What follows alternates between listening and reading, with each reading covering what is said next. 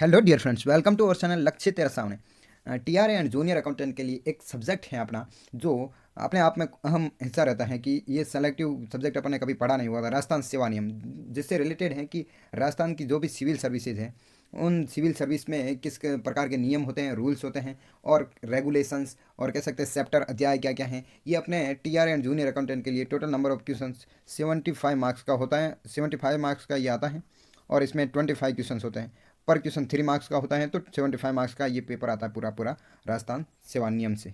ठीक है, तो आइए डिस्कस करते हैं इनके बारे में। क्या कौन 10 क्वेश्चन लेके आए हैं, 10 क्वेश्चन आज डिस्कस करेंगे राजस्थान सेवा नियम से रिलेटेड। ठीक है, इसमें है राजस्थान सर्विस के रूल्स, आरसीएस ज्वाइनिंग, है ना, इस प्रकार के पूरे को राजस्थान सेवा नियम के पार्ट दे रखे हैं। तो आइए देखते हैं क्वेश्चन नंबर 1 से। क्वेश्चन नंबर 1 कि वो व्यक्ति जो राज्य की सेवा में नियोजन के लिए परीक्षणार्थ चुना जाकर परीक्षण काल में सरकार से मासिक वेतन प्राप्त करे, परंतु किसी भी विभाग में किसी पद के विरुद्ध नियुक्त नहीं किया गया हो, कहलाता है। मतलब वो व्यक्ति जो सरकार से मासिक वेतन तो प्राप्त करे लेकिन पद के विरुद्ध नियुक्त नहीं किया गया हो, यानी कि मतलब वो स्थायी नहीं माना जा सकता है, लेकिन वो सरकार से मासिक वेतन प्राप्त करता है, तो वो क्या कहलाता है? परिवीक्षाधीन परीक्षणार्थी यानी प्रोबेशनर ट्रेनिंग, ऑप्शन बी स्थानापन्न कर्मचारी, ऑप्शन सी शिक्षार्थी या अप्रेंटिस, और ऑप्शन डी परीक्षाधीन प्रोबेशनर। तो यहाँ शिक्षार्थी अप्रेंटिस अप्रेंटिस बोल सकते हैं कि शिक्षार्थी होता है, उसे गवर्नमेंट नियुक्त करती है। ऐसे मानो तो अप्रेंटिस की अलग अलग वैकेंसी निकलती हैं, हर एक डिपार्टमेंट में अलग अलग इसकी वैकेंसी भी निकलती हैं, जो गवर्नमेंट क्या करते हैं उस मासिक वेतन के रूप में उसे अपॉइंट भी करती हैं और उसे ट्रेनिंग दी जाती है, साथ में थोड़ा सा वेतन भी दिया जाता है और वो शिक्षार्थी कहलाता है। नेक्स्ट क्वेश्चन नंबर 2 देखते हैं। क्वेश्चन नंबर 2 क्या बोला है? किसी सेवा जैसे राजस्थान अधीनस्थ लेखा सेवा में स्वीकृत स्थायी पदों की संख्या के आधार पर निर्धारित पृथक इकाई कहलाती है। ठीक है, पृथक इकाई क्या कहलाती है? अरे स्वीकृत स्थायी पद हैं तो उसकी प्रखर निर्धारित पृथक इकाई क्या कहलाती है? ऑप्शन ए सावधि पद, स्थायी पद, या संवर्ग या वर्ग। तो यहाँ ऑप्शन सी राइट हो जाएगा कि संवर्ग इसका सही है, क्योंकि वो राजस्थान अधीनस्थ लेखा सेवा में स्वीकृत स्थायी पदों की संख्या के आधार पर निर्धारित एक पृथक इकाई होती है जो संवर्ग कहलाती है। ठीक है, ऑप्शन यहाँ सी राइट हो जाएगा। Next question number 3। Question number 3 क्या बोला है? छठे वेतन आयोग के पश्चात पे बैंड 1 में ग्रेड पे 1700 में सम्मिलित सेवाएं हैं। यहाँ ग्रेड पे कौन सी बात कर रहा है? ग्रेड पे 1700 है ना, ग्रेड पे 1700 में। अब 1700 में कौन सी सेवाएं सम्मिलित है? राजपत्रित सेवा, अराजपत्रित सेवाएं, उच्च सेवाएं या चतुर्थ श्रेणी सेवाएं। तो यहाँ ग्रेड पे 1700 से तो मालूम डायरेक्ट पड़ रहा है कि ये चतुर्थ श्रेणी की सेवाएं होती हैं, तो यहाँ ऑप्शन डी इज राइट हो जाएगा। Next question number 4। Question number 4 कि निम्न में से कौन सा क्षतिपूरक भत्ते यानी कंपनसेंट्री अलाउंस में सम्मिलित नहीं है? मतलब कंपनसेंट्री अलाउंस में सम्मिलित नहीं है, क्षतिपूरक भत्ते में सम्मिलित नहीं है। कौन सा नहीं है? क्षतिपूरक शहरी भत्ता, सिटीज कंपनसेंट्री अलाउंस, ऑप्शन बी दैनिक निर्वाह भत्ता, ऑप्शन सी दोनों, ऑप्शन डी विशेष भत्ता। तो यहाँ कंपनसेंट्री अलाउंस, ये दोनों के दोनों कंपनसेंट्री अलाउंस होते हैं, तो यहाँ कंपनसेंट्री अलाउंस में कौन शामिल नहीं होता? क्षतिपूरक भत्ते में शामिल नहीं है, तो विशेष भत्ता जो स्पेशल अलाउंस दिया जाता है वो इसमें शामिल नहीं होता है, तो यहाँ ऑप्शन डी इज राइट हो जाएगा। नेक्स्ट क्वेश्चन नंबर देखते हैं 5। क्वेश्चन नंबर 5 कि सक्षम प्राधिकारी यानी कि कंपेटेंट अथॉरिटी हैं। ठीक है, सक्षम प्राधिकारी कौन है? जो राजस्थान राज्यपाल द्वारा नियुक्त होता है, इस पर राज्यपाल द्वारा शक्तियां दी जाती है, उसे सक्षम प्राधिकारी कहते हैं। देखते हैं ऑप्शन में ऐसा कोई मिल जाए।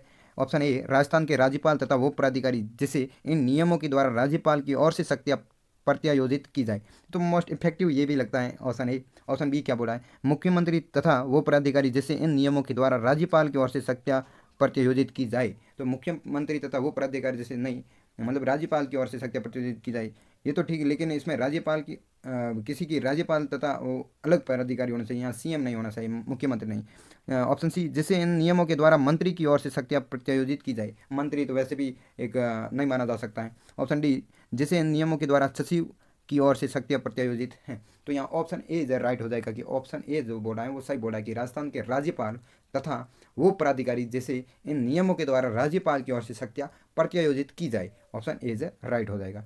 Next question number 6। Question number 6 क्या बोला है?